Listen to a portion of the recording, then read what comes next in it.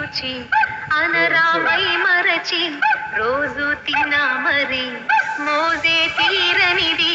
తాజా కూరలలో రాజా ఎవరు